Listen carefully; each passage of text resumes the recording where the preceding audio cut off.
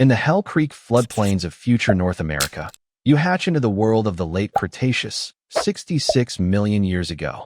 You're a baby Tyrannosaurus rex. Stats? Barely 3 feet long, maybe 4 pounds. Apex predator? Future legend? Not yet. The so-called king of dinosaurs begins life as a glorified chicken nugget. Yeah, that's your first predator. To survive, you stick close to mom and dad, your built-in bodyguards.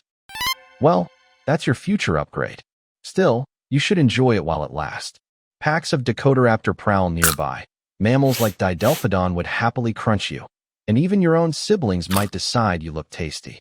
That's sibling love, Cretaceous style. Hell Creek is lush but lethal, swampy floodplains, tangled forests, and rivers full of teeth. Your survival strategy?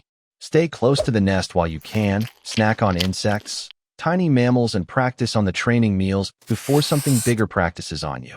Out here, hunting means swatting down a dragonfly and feeling proud about it, until you notice the Dakotaraptor snacking on your siblings. Fast forward a few years. Now you're a juvenile T-Rex, 10 feet long, about 1,000 pounds, barely up to the flank of a full-grown Dakotaraptor.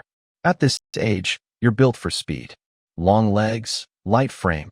You're more like a raptor on steroids than the heavyweight you'll become, which is good because you still can't take on the giants. You're sprinting across the floodplain, legs pumping, jaws snapping at a Thescelosaurus tail. For a moment, you almost feel unstoppable until your foot finds mud and your face finds the ground. Your prey options are limited: Thescelosaurus and other little plant eaters. Baby Edmontosaurus if you're lucky, or scavenge Ankylosaurus scraps. But the dangers? Oh, they've only grown. Packs of Triceratops. They'd love to team up and shred you. Giant crocs like Deinosuchus lurk in the rivers, ready to drag you under. And worst of all, the ultimate monster, adult T-Rex. And if one of those giants catches you, well, you're pretty much dead. That was close. So you sprint, scavenge, and scrape by, just waiting for your growth spurt to kick in. Because right now, you're living in the awkward middle, too big to hide, too small to rule. Fast forward to your teen years. You've hit the accelerator, about 30 feet long, 10,000 pounds. You assert your dominance by roaring. Hotshot Dino influencer. Your body's changing fast, legs getting thicker, skull bones fusing, bite muscles exploding. But you're losing that sprinter vibe. Smooth. Totally intentional. Hunger is the real boss fight. You're packing on around 2,000 to 3,000 pounds a year, which means everything looks edible: twigs, rocks. Targets you can actually handle now: juvenile Edmontosaurus stragglers from the herd. Subadult Triceratops, still dangerous, but sometimes careless near river edges.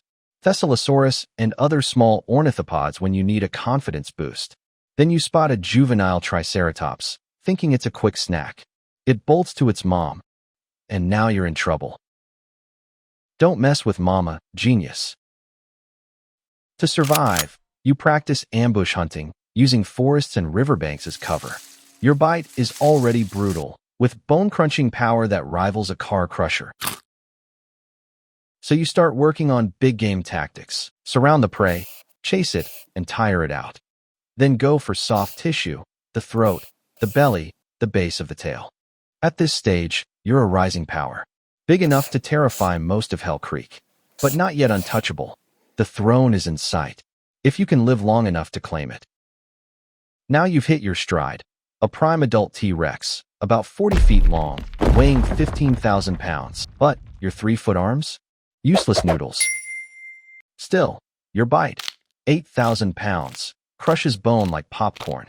And your brain says walking with dinosaurs too, might even plot pack hunts.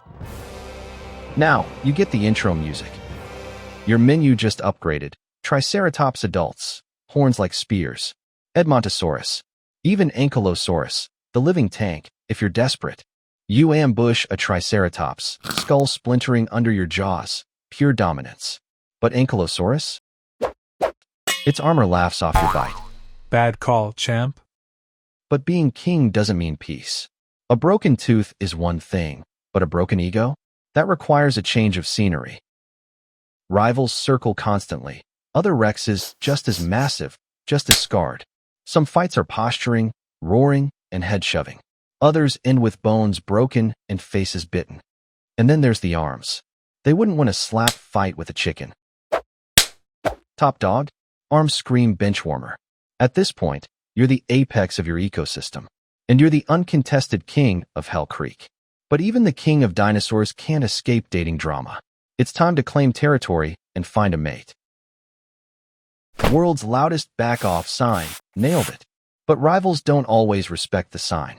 Other Rexes wander into your turf, looking for food or for your mate.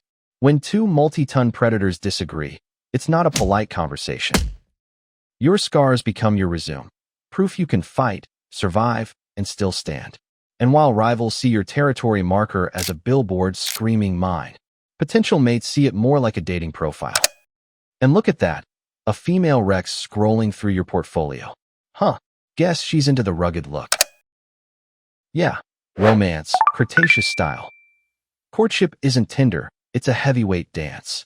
Circling, growling, showing off those jaws and scars. Eventually, you pair up. Eggs are laid in hidden nests, guarded fiercely at first. No cuddly parenting, but at least you don't ghost your offspring immediately. Better than some dads today, honestly. But raising future kings is a gamble.